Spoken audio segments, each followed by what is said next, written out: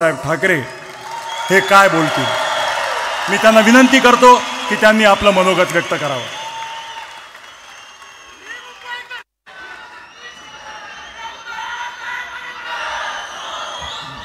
त्या बातम्या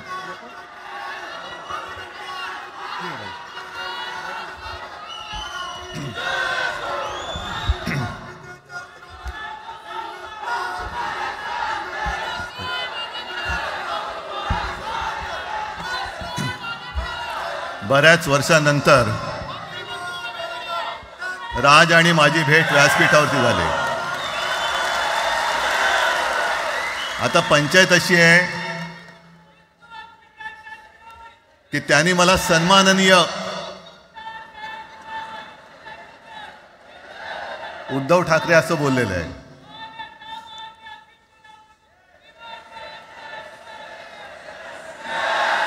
ठीक आहे. आणि साहजिकच आहे की त्याचंही कर्तृत्व आपण सर्वांनी पाहिलेलं आहे.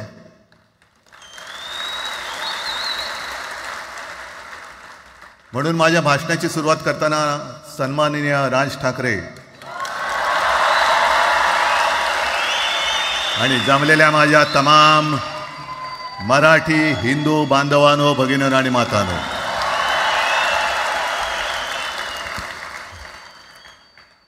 अप्रतिम मांडणी राजनी केलेली आहे. माझ्या भाषणाची काय आवश्यकता आहे असं मला वाटत नाही, कारण आजच्या कार्यक्रमाची घोषणा झाल्यानंतर साहजिकच आहे सगळ्यांचं लक्ष हे आज भाषणाकडे आहे. पण वैयक्तिक मला असं वाटतं की आज आमच्या भाषणांपेक्षा आमचं एकत्र दिसणं हे महत्त्वाचं आहे. सर्वप्रथम मी इकडे समोर सगळेजण बसलेत, ज्यांनी ज्यांनी मराठी भाषेसाठी पक्षभेद विसरून एक मराठी माणसाची वज्रमूठ दाखवली, त्या सगळ्यांना धन्यवाद देतोय. दीपक पवार पण त्याच्यात आहेत, सगळेच आहेत, मुणगेकर साहेब आहेत, सुप्रियाताई आहेत, सगळेच आहेत. कोणाकोणीचे नाही. महादेवराव बसले. महादेवराव आपल्याला सुद्धा बऱ्याच वर्षांनी पाहिलं. काय वेळेला काय जानकर बी अंजान होते, असं होतं. पण एक गोष्ट नक्की की आमच्या दोघांमध्ये जो काही अंतरपाठ होता तो आनाजी पंतांनी दूर केला.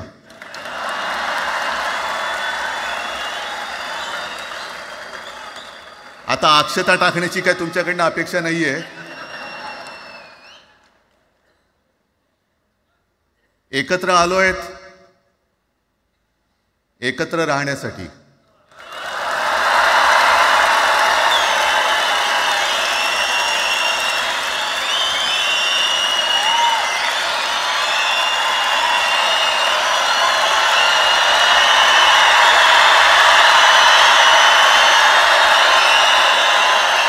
आणि मला कल्पना आहे,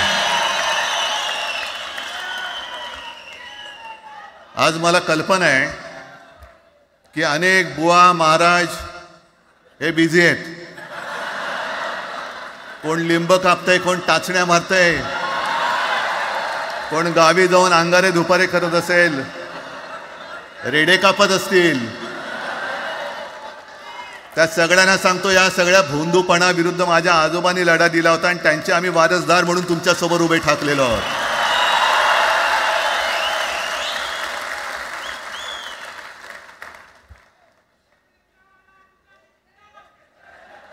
नाही, हे सगळं आपणच करून ठेवलेलं आहे.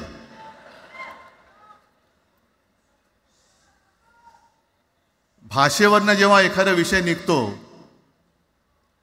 तेव्हा तो केवळ वरवरचा धरून चालणार नाही. मधल्या काळामध्ये अगदी दोघांनी, म्हणजे मी काय, राजने काय, आणि आपण सगळ्यांनी या नतद्रष्टांचा अनुभव घेतलेला आहे. वापरायचं आणि फेकून द्यायचं. आता आम्ही दोघं मिळून तुम्हाला फेकून देणार आहोत. आजपर्यंत वापर करून घेतलात. अरे डोक्यावरती जर का शिवसेना प्रमुख नसते तर तुम्हाला ओळखत कोण होतं या महाराष्ट्रामध्ये? कोणत्या भाषेत बोलत होतात? अगदी राज, तू सगळ्यांची शाळा काढली, मला एका प्रश्नाचं उत्तर पाहिजे, मोदींची शाळा कोणती? सगळ्यात उच्च शिक्षित आहेत.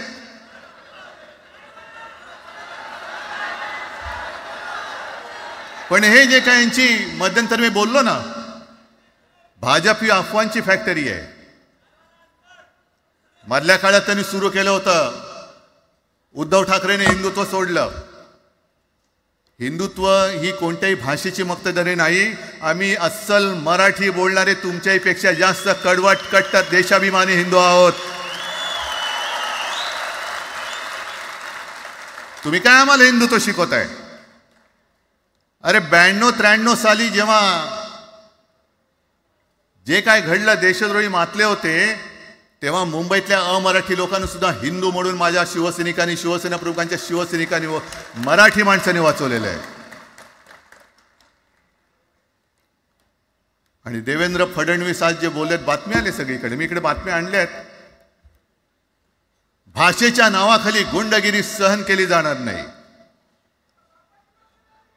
जर महाराष्ट्रामध्ये मराठी माणूस न्याय मागण्यासाठी आंदोलन करत असेल आणि त्याला जर का तुम्ही गुंड म्हणत असाल, तर आम्ही गुंड आहोत.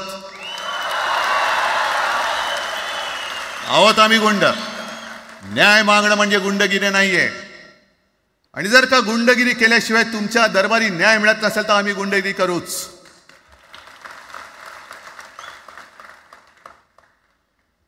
पण हे सगळे राजकीय वाडगे, देवेंद्र फडणवीसांची आजचं वक्तव्य म्हणजे मला संयुक्त महाराष्ट्र चळवळीच्या वेळेला सखा पाटलांनी केलेलं एक वक्तव्य आठवते.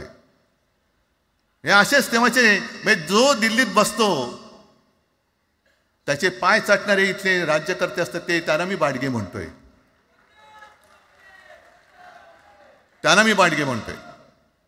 कारण संयुक्त महाराष्ट्र चळवळीमध्ये मुंबई आपल्याला आपण मिळवली. आपण म्हणजे आपण मराठी माणसांनी.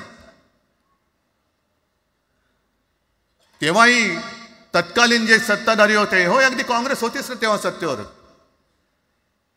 मुंबई मराठी माणसाला द्यायला तयार नव्हती. आणि तेव्हा सुद्धा एक मराठी माणूस, म्हणजे आज जे बोलतात ना आम्ही मराठी नाहीत का, अरे तुम्ही नुसतं नावाने मराठी आहात, तुमच्या अंगात मराठी रक्त आहे की नाही आता तपासावं लागेल.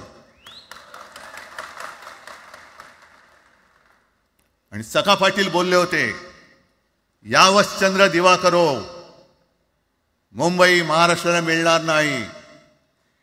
कशी नाही मिळत, झुकवलं, वाकवलं, गुडघ्यावरती आणलं मराठी माणसानी. आणि मुंबई आपल्या हक्काची, तुम्ही आता जी घोषणा घेतली ना, दिली ना, ती मुंबई आपल्या हक्काची आपण लढून आपण मिळून घेतली.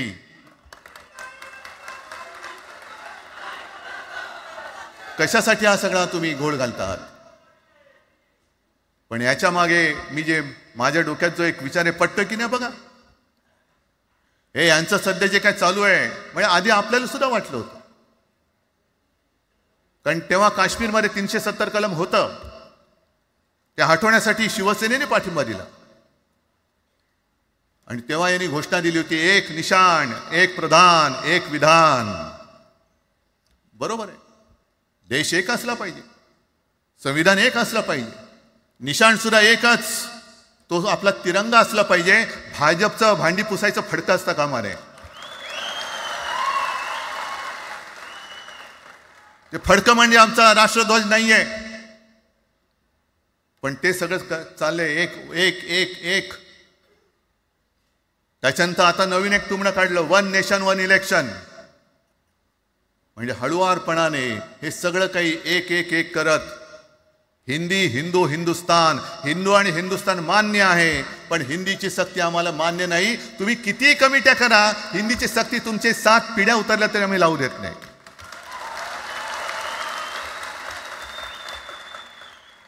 मग एक फेक नरेटिव्ह पसरवायचं. हे उद्धव ठाकरेच्याच काळातलं. अरे उद्धव ठाकरे एवढं काम करत होता, मग पाडलात कशाला गद्दारी करून? का नाही बोंबललात तेव्हा? पण मी अभिमानाने सांगेन, माझ्या मंत्रिमंडळातले सहकारी इकडे बसले, जितेंद्र आव्हाड आहेत, आणखीन कोणी असतील. मी मुख्यमंत्री असताना महाराष्ट्रामध्ये मी मराठीची सक्ती केली होती आणि केलीच, ज्याचा मला अभिमान आहे. काय केलं त्याचं तुम्ही? मराठी भाषा महाराष्ट्रामध्ये सक्तीची करावी लागली का करावी लागली? कोण आहेत आमच्या मराठीचे दुश्मन, कोण आहेत? पण महाराष्ट्रामध्ये मराठीची सक्ती केल्यानंतर सुद्धा काही लोक कोर्टामध्ये गेले. ती गुंडगिरी नाही होत. पण आता कोणतरी एक तो भेडिया असं ना त्याचं नाव,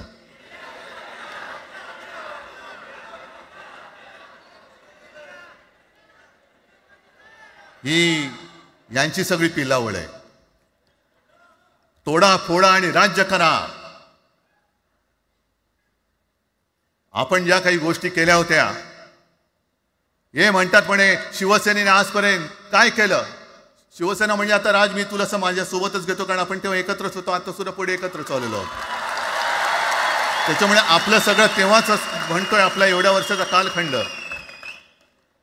मराठी माणूस म्हणे मुंबई बाहेर नेला. मराठी माणूस आम्ही मुंबई बाहेर नेला असं जर का तुम्हाला वाटत असेल तर 14 सालानंतर तुम्ही मुंबई आणि महाराष्ट्राचे जे काही लचके तोडलेत, मुंबईतून सगळे उद्योगधंदे, महाराष्ट्रातून उद्योगधंदे सगळे पळवले, आर्थिक केंद्र गेलं, हिरे व्यापार गेला, मोठमोठी ऑफिसेस गेली. आपल्याकडे येणारे उद्योगधंदे जे आपल्या काळात येत होते ते कुठे गेले? मग काय तेवढाच हिंदुस्थान किंवा तेवढाच सगळे हिंदू आहेत? तेवढेच हिंदू आहेत? आम्ही सगळं करत होतो, केलं होतं. पण तुम्ही पहिल्या प्रथम आमच्यात गद्दारी करवलीत आणि तुम्ही आमचं सरकार पाडलं. ह्याचं कारण तुमचे जे मालक तिकडे बसलेले 2 व्यापारी, त्यांचे बूट चाटण्यासाठी तुम्ही हे सगळं करतात.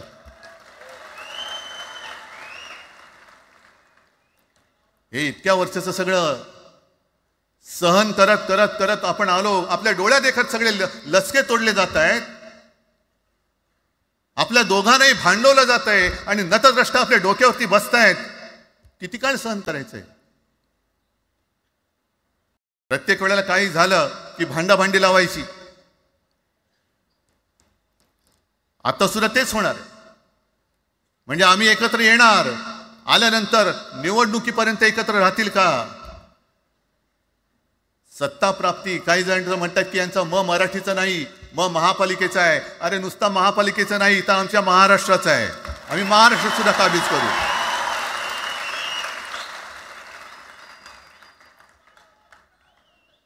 आज तर निवडणुका नाही आहेत. आमची सत्तेवरती जे शिवसेना प्रमुखांनी सांगितलं, अरे सत्ता काय, सत्ता येते आणि सत्ता जाते. पण आपली ताकद ही आपल्या एकजुटीमध्ये असली पाहिजे. दर वेळेला संकट आलं की आपण सगळे मराठी एकवटतो आणि संकट गेलं की आपणच एकमेकांमध्ये भांडायला लागतो. आता नको, हा नतद्रष्टपणा आता करायचा नाहीये, अजिबात करायचं नाहीये.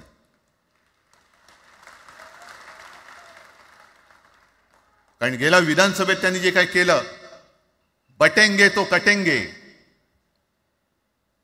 आपल्याला काय वाटलं होतं की हिंदू मुसलमानांमध्ये करतायत. हिंदू मुसलमान तर केलंच, पण त्यांनी खास करून केलं ते मराठी मध्ये केलं. म्हणजे यांची नीती आहे ती अशीच आहे जे गुजरातमध्ये त्यांनी केलं. गुजरातमध्ये गेल्या निवडणुकीत एक असा माहोल होता, मला वाटतं मोदी तेव्हा त्यांच्या नंतर असेल, माहित नाही मला, लक्षात नाही. वातावरण असं पेटलं होतं गुजरातमध्ये की बस आता पटेल याला आपटेल. पण त्यांनी काय केलं बरोबर? पटेलांना भडकवलं, पटेलांना वेगळं केलं आणि पटेल तर सगळं एकत्र केलं. हरियाणामध्ये पण तेच केलं. जाट लोकांना भडकवलं, जाट लोक एकत्र झाले, त्यांना वेगळं केलं आणि जाटे तर सगळा जो काही समाज होता तो एकत्र करून तिकडे सत्ता प्राप्त केली. महाराष्ट्रामध्ये तेच केलं. मराठ्यांना उचकवलं आणि मराठी तर सगळा एकत्र केला. बटेंगे तो कटेंगे ही भीती त्यांच्यामध्ये निर्माण केली की बघा ते एकत्र झालेत, तुम्ही जर का फुटलात तर ते तुमच्या डोक्यावर बसतील. झाले एकत्र. मराठी माणूस मराठी माणसाची भांडला आणि दिल्लीचे गुलाम आपल्या डोक्यावरती राज्य करायला लागले. आणि आपण त्यांच्या पालख्या व्हायच्या.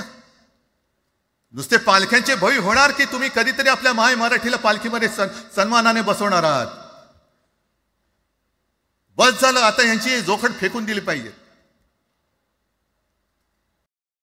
एकमेकांमध्ये भांडून त्यांचे जे काही डाव आहेत ते करत असतात. मी पेपरमध्ये बघितलं, काल बघितलं, आज बघितलं. आमचे पंतप्रधान जगभर फिरतायत. काय तो मोठा पट्टा घातलाय, स्टार ऑफ घाना. कुठे आला घाना देश? इकडे घाण आणि तिकडे घाना, स्टार ऑफ घाना. पण एका बाजूला मोदींचा फोटो आणि दुसऱ्या बाजूला माझ्या महाराष्ट्रामधला शेतकरी कर्जबाजारी झालाय. त्याला बैल सुद्धा तर पोसत नाही, बैल मिळत नाही, म्हणून त्या नांगराचं जोखड घेऊन तो शेती करतोय. मग एका बाजूला हा शेतकरी, त्याच्या खांद्यावरती गळ्यामध्ये ते नांगराचं जोखड आहे, आणि तिकडे आमचे पंतप्रधान स्टार ऑफ घाना. लाज वाटली पाहिजे, लाज, खरोखर लाज वाटली पाहिजे. आणि आजच पेपरमध्ये बातमी आले, 2 बातम्या आल्या की लाडक्या बहिणीचं पोर्टल आता बंद, नव्याने नोंदणी होणार नाही. बसा बोंबलत आता. आणि त्याही पेक्षा सगळ्यात भयानक गोष्ट म्हणजे संपूर्ण देशामध्ये सगळ्यात जास्त कर्जबाजारी शेतकरी कुठे असतील तर ते आपल्या महाराष्ट्रामध्ये आहेत. महाराष्ट्र आता थांबणार नाही, कर्ज काढतच राहणार. आणि ही यांची जी काही खेळी आहे, आपापसात भांडवायचं. मी एक साधी गोष्ट केली होती. जितेंद्र, तुम्हाला माहिती असेल, आपण तिकडे चौपाटीला, जिकडे बिर्ला मातोश्री बिर्ला क्रीडा केंद्र काय आहे, मराठी रंगभूमीचं दालन, मराठी रंगभूमीचा इतिहास सांगणारं दालन, त्याची निर्मिती करण्याचे सगळे आदेश वगैरे राज्यात सगळं झालं. आराखडा मंजूर केला मी. आणि 2-3 महिन्यापूर्वी बातमी आली की तो आराखडा यांनी केराच्या टोपलीत टाकला. ती जागा यांच्या मालकाच्या मित्राच्या घशात टाकतात. हा मराठीचा तुमचा अभिमान? मराठी भाषा भवनाची त्याचं भूमिपूजन मी केलं होतं. माझ्या सोबत अजित पवार होते, उपमुख्यमंत्री. कुठे गेलं मराठी भाषा भवन? कुठे गेलं मराठी भूमीचं रंगभूमीचं दालन? का तुम्ही आमची मराठी मारतात? का तुम्ही आमच्यावरती सक्ती करता आहात? अनेकदा सांगितलं की आम्ही कोणत्याही भाषेच्या विरोधात नाही आहोत, पण जर आमच्यावरती सक्ती करण्याचा प्रयत्न केला तर आमची शक्ती काय ती एकदा तुम्हाला अशी दाखवू की पुन्हा तुम्ही कधी डोकंवर नाही काढणार, पुन्हा डोकंवर काढणार नाही. या सगळ्या गोष्टींकडे आपण आज एकत्र आलेलो आहोत. पुन्हा आपल्यामध्ये काड्या घालण्याचे उद्योग होतील, कारण त्यांचा धंदाच तो आहे. एकतर कुठे, मी नेहमी सांगतो, कोणाच्याही लग्नामध्ये भाजपवाल्यानं बोलवू नका. येतील मस्त श्रीखंड, बासुंदी, पोळ्या बिळ्या खातील आणि त्याला नवरा बायकोत भांडण लावून दुसऱ्या लग्नात जेवायला जातील. बरं, एवढं केलं तरी बरं, नाही तर त्या पोरीलाच पळून घेऊन जातील. कारण ह्यांचं स्वतःच असं काहीच नाहीये. कोणत्याही लढ्यामध्ये कधीही भाजपा नव्हता. अगदी संयुक्त महाराष्ट्राच्या चळवळीमध्ये सुद्धा भाजप हा सगळ्यात शेवटी आला आणि 57ची निवडणूक झाल्यानंतर सगळ्यात पहिल्यांदा बाहेर पडला. हे जनसंघ, तेव्हा त्यांचा जो राजकीय नाव होतं जनसंघ, यांच्याकडनं आम्ही देशाभिमान शिकायचा, यांच्याकडनं आम्ही महाराष्ट्राचा अभिमान शिकायचा. आणि आम्ही आपापसात भांडून ह्यांना सगळं काही बहाल करून टाकायचं. या सगळं विकून टाका, सगळा सत्यानाश करून टाका. अरे, आपली मुंबईच्या शिंदड्या उडवल्या जात आहेत. अख्खी मुंबई कोणाच्या घशात घालतायत? कोणाच्या? बघत बसायचं सगळं. म्हणजे आज सगळ्यात जास्त जर कोणी जमिनीचा मालक मुंबईमध्ये असेल तो यांच्या मालकाचा मित्र आहे, अदानी. कोणाची जागा? कोणी रक्त सांडलं? कोणी रक्त सांडलं? कोणी? ते हुतात्मा स्मारकाला वंदन करताना सुद्धा आपल्याला लाज वाटली पाहिजे. अरे, त्यांनी तर रक्त सांडलं, बलिदान केलं, पण त्यांनी रक्त सांडून मिळून गेलेली मुंबई जर का आपण राखू शकणार नसू तर आपल्याला लाज वाटली पाहिजे, शरम वाटलं पाहिजे. म्हणून त्या रक्ताची शपथ घेऊन मुंबई आणि मराठीच्या रक्षणासाठी आपल्याला उभं राहायला पाहिजे. ठीक आहे, असतील, होते मत, पटली होती, पटले नसतील, पण याच्या पुढे मराठी आणि महाराष्ट्र धर्माचं रक्षण करणं आमचा हनुमान चालीसाला विरोध नाहीये, पण मारुती स्तोत्र आम्हाला का विसरायला लावताय? मारुती स्तोत्र आहे ना, भीमरूपी महारुद्रा. आमचा जय श्रीरामला विरोध नाहीये, पण भेटल्या म्हटल्यानंतर राम राम हे म्हणणारे आम्हीच मराठी. हे तुम्ही आत्ता जय श्रीरामची घोषणा द्यायला लागलात, पण जय जय रघुवीर समर्थ सांगणारे समर्थ रामदास त्यावेळेला आमचे होऊन गेले. त्यांनी आम्हाला पहिल्यांदा रामाची भक्ती शिकवली. त्याच्यामुळे यांचा काही आगा नाही, पिछा नाही. राजकारणातले हे व्यापारी आहेत, वापरा आणि फेका. तो एक गद्दार काल एक बोललाय, जय गुजरात.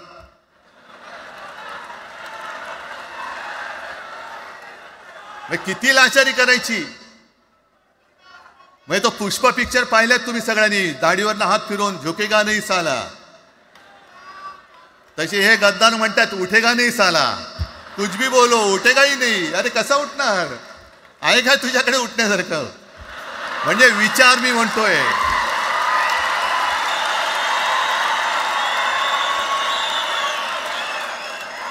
अरे विचार वगैरे मी म्हणतोय.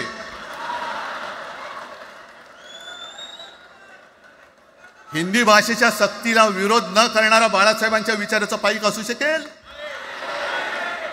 आपला मालक आला म्हणून त्याच्यासमोर जय गुजरात म्हणणारा आपल्या बाळासाहेबांच्या विचाराचा पाईक असू शकेल? मग आता जे मला वाटतं कुठल्या एबीपीचं होतं ना, उघडा डोळे बघा नीट. डोळे उघडलेत, पण आत्ता जर का डोळे उघडले नाही तर पुन्हा कधी उघडण्याची वेळ येणार नाही, कायमचे मिटून जातील. आत्ताच डोळे उघडा, आत्ताच जागे व्हा. आणि आत्ता आलेली जाग जर का जाणार असेल तर मग मात्र स्वतःला मराठी आईची मुलं म्हणू नका, अजिबात म्हणू नका. आणि शिवसेना प्रमुखांनी जे काही शिकवलं, एक तर कोणावर अन्याय करू नका, पण तुमच्या अंगावर जर का कोणी हात उगारला तो हात जागेवरती ठेवू नका.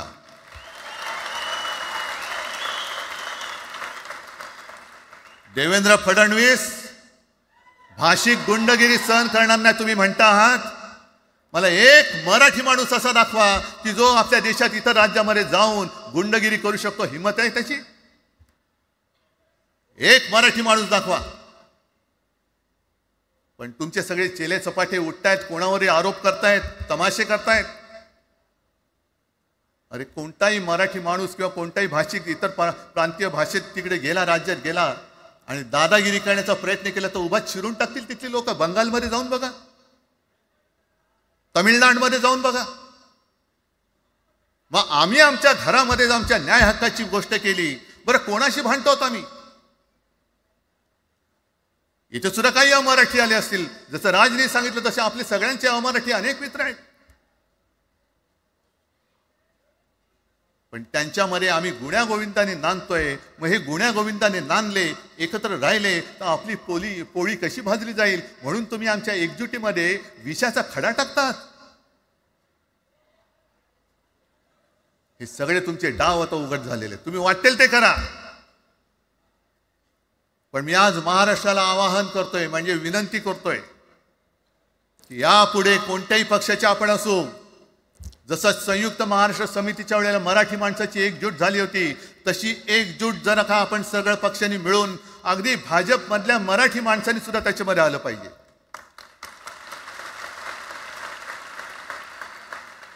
का नाही यायचं?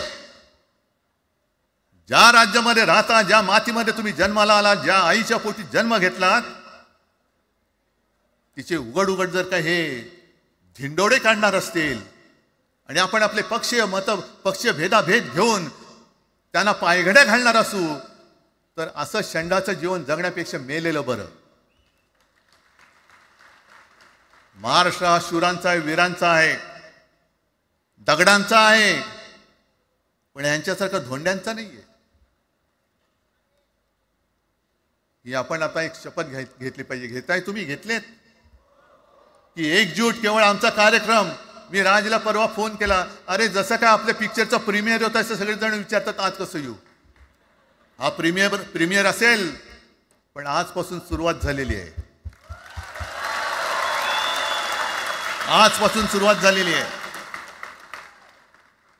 एक तर आम्ही कोणाशी दादागिरी करणार नाही, पण कोणी दादागिरी केली तर आम्ही ती सहनही करणार नाही. शिवसेना प्रमुखांनी तेव्हा जे सांगितलं होतं तेच परत एकदा सांगतोय.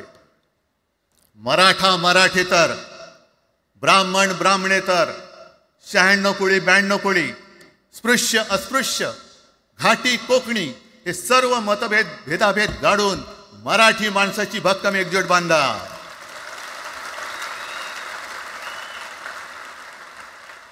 आणि शेवटी एक आवाहन करतो, हे सगळ्या मराठी माणसांना आणि मराठी प्रेमींना आहे. तुटू नका, फुटू नका आणि मराठी ठसा पुसू नका. जय हिंद, जय महाराष्ट्र. धन्यवाद उद्धव साहेब. या कार्यक्रमाला खास जे उपस्थित राहिले होते